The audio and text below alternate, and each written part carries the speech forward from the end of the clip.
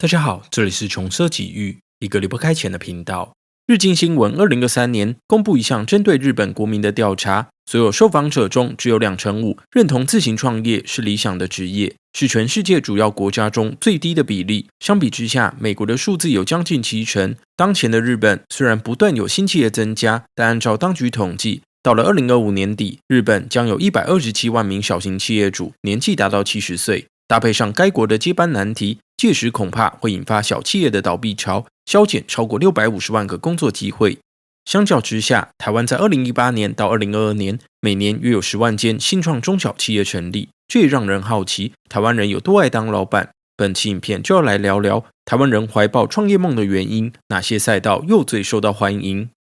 按照台湾官方的定义，中小企业指的是资本额在新台币1亿元以下，或员工数不满200人的事业。2022年经营未满1年的中小企业，一共大约有将近11万间。在对比企业解散的资料，台湾每年约有3万家公司结束营业，由此可看出，台湾企业的汰换率并不算低。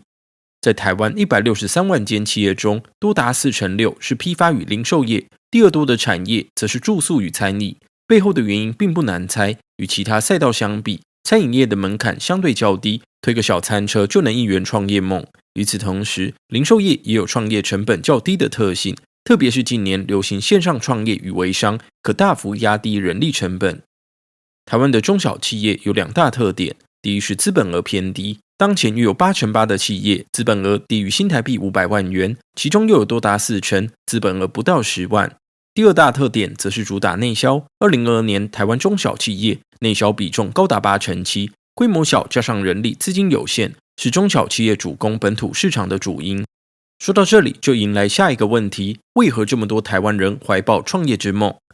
我们观察111与 Yes123 这2大人力银行的调查，发现想要创业的族群，最主要的理由就是摆脱低薪并增加收入。我们过往提过，低薪是台湾餐饮与旅宿业缺工的主因，每人每月经常性的薪资只有34000元，只比台湾每人每月平均消费支出多了1万元，因此许多人必须身兼多职或是挑战自行开业。然而并非每个创业者都是为了每月多领点钱，国际最大规模创业调查计划 GEM 将创业动机区分出2种类型，单纯为了谋生或发现好的商机。10多年前的台湾有多达30%属于前者，也就是生存需求型，但这类占比越来越低。2022年的调查显示，台湾大多数创业者要么怀抱改变世界的理想，或是想追求富裕的人生，跳脱原有阶级。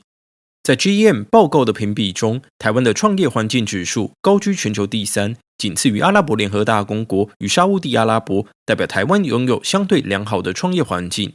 在这份报告中，台湾拿下高分的项目有实体基础建设、商业与专业服务基建，以及政府政策及官僚行政，加上相当丰富的创业资料与服务，创造出相对良好的环境。然而这份报告也认为，台湾当前仍有不足之处，像是缺乏正规体制内的创业教育，加上资金取得困难，而这些地方都还有进步的空间。以上属于台面上的优点，也就是反映在数字上的现实。在台湾创业还会获得一些具争议性的好处，像是普遍低薪、宽容性高的法规与奴性，这些我们不愿意面对的现实，都在创业期间带来一些优势。然而身处相对有利创业的环境，台湾企业真这么容易生存吗？这个老板到底好不好当？一份报告分析了台湾经济部公布的资料，推算出在台湾创业的存活率。结果显示，从2011到2016年，新创公司存活3年的几率有87%，存活满4年的几率为7%，看起来相当高，但这是整体数据，实际上不同市场竞争程度有别，各行各业的存活率也有高低之分，而资金门槛较低的微型创业，竞争便相当激烈。104人力银行在2021年分析线上2万笔创业数据，发现台湾的微型创业共有3个特质。首先是创业的年龄层，有将近70%是30岁以下，我们合理推测，这是因为微型创业的成本较低，因此吸引年轻族群。但这也带出第2个特质，我们前面提到，餐饮跟批发零售占微型创业的一大部分，反观资本与技术密集程度较高的制造业与科技业，创业占比不到 5%。至于最关键的存活率，零食摊贩或餐饮这类微型创业，平均只能撑 3.3 年，即使砸钱开餐厅，平均也只能维持 3.5 年。反观材料与工程这类技术创业，平均都能活过5年以上。从104的数据我们可以看出，技术门槛才是拉高存活率的关键。